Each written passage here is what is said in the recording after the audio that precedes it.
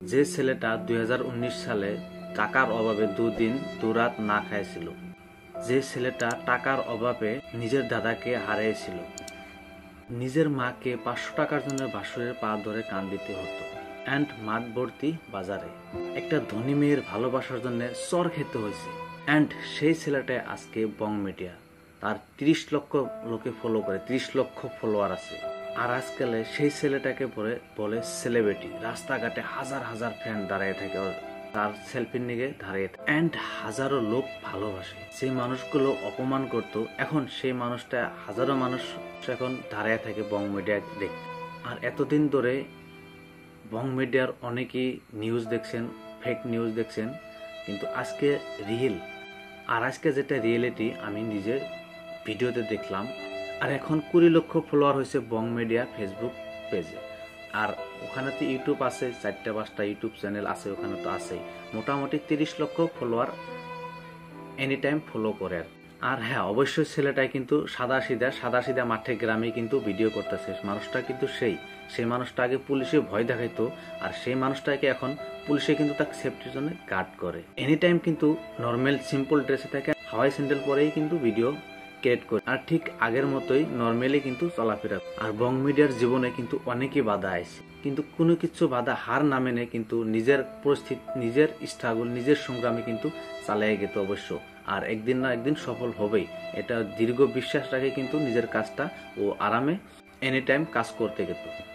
আর যে ছেলেটাকে অনেকেই কিন্তু নিচে ফেলার জন্য চেষ্টা করতো, কিন্তু সে কখনো হার মানে নাই। নিজের স্ট্রাগল, নিজের পরিশ্রম, কিন্তু নিজের কাজটাকে ধন্য বলে কাজ করতেই থাকছে। সে ভাইটার পরিচয় হলো উজ্জ্বল বর্মন ছিলাম এবং আমার পড়াশোনা দুর্বল হয়ে যায়, কিন্তু আমার মিডিয়াম কোয়ালিটির রেজাল্টটা আমি ধরে রেখেছিলাম। মোটামুটি ক্লাসের 4-3 রোল ছিল। কখনো অদিতি নামে একজন বান্ধবী আমার ছিল, তার 3 হয়েছিল, আমার 4। তার আগে আমার বন্ধু বান্ধব ছিল অনেক, সুদীপ, বিক্রম, তারা টপার ছিল, ভালো রেজাল্ট করেছিল, কেননা তারা ভদ্র ছিল, ভালো ছিল, আর আমি খচ্চর ছিলাম। স্বাভাবিকভাবে জীবন চলতেই থাকে, কিন্তু হঠাৎ আমার মায়ের অসুখ হয়। টানা 3 মাস মা হসপিটালে থাকে। সরকারি হসপিটাল নয়, প্রাইভেট হসপিটাল। প্রচুর টাকা চলে যায় এবং অনেক জমি চলে যায়। আমরা মোটামুটি আর্থিক দিক দিয়ে দুর্বল হয়ে পড়ি, যেহেতু আমরা মধ্যবিত্ত ফ্যামিলির ছিলাম। মা সুস্থ হওয়ার পরে হঠাৎ 2 মাস পরে আবার অসুবিধা। তারপর 15 দিন পর, 1 দিন পর, 3 দিন পর, টানা 1 থেকে 1.5 বছর আমাদের বাড়িতে অ্যাম্বুলেন্স এসেছিল। আমার চোখের দেখা একটা বছরে মিনিমাম 70 থেকে 80 দিন অ্যাম্বুলেন্স এসেছিল।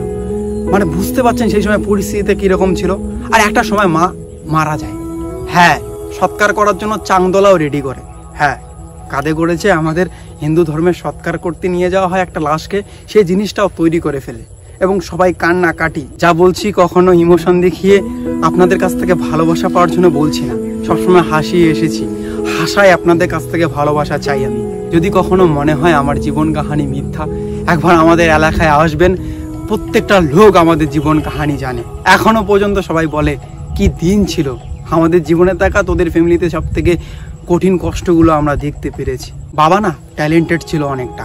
তখন পাশের পাড়ার কানাই কাকু আমাদের গ্রামীণ ডক্টর ছিল। সে কাকুকে বলে কি স্যালাইন লাগাও, কেননা বাবা বিশ্বাস করেছিল যে মা বেঁচে আছে। তখন ডক্টরবাবু বলেছিল কি এভাবে মৃত লোককে তো কখনো স্যালাইন লাগা যায় না। পরে আমি লাগাইলাম, মৃত্যু হওয়ার পরে দোষটা আমারই হলো। আমার চোখের সামনে বাবা বলছে কোনো সমস্যা নেই, আমি আছি সেই দায়িত্বে। স্যালাইন লাগার পরে মোটামুটি আধ ঘন্টা পর পর টুপ করে একটা করে স্যালাইনের ফোঁটা মায়ের শরীরে যায়। তখন বাবা বোঝে মা জীবিত আছে, সঙ্গে সঙ্গে নিয়ে যায় শুভম হসপিটাল। সেখানে টানা 3 থেকে 4 মাস ছিল। মোটামুটি 24টা দিন আইসিইউতে ছিল।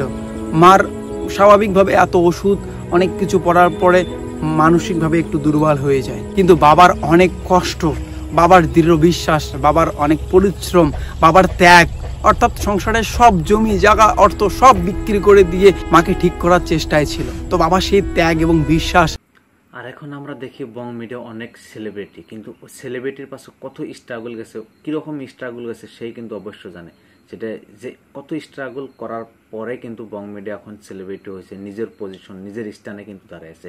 আমরা হয়তো ভাবছি যে অনেক কষ্ট করছে, ভিডিও বানাইছে, হয়তো এখানে অবস্থায় আছে, কিন্তু এত সহজ না যে এই পজিশনে হয়তো বং মিডিয়া কত কষ্ট, কত স্ট্রাগল আছে ওনার পিছে, সে কিন্তু নিজেই জানে, তার বাইরে কিন্তু অন্য কেউ জানে না।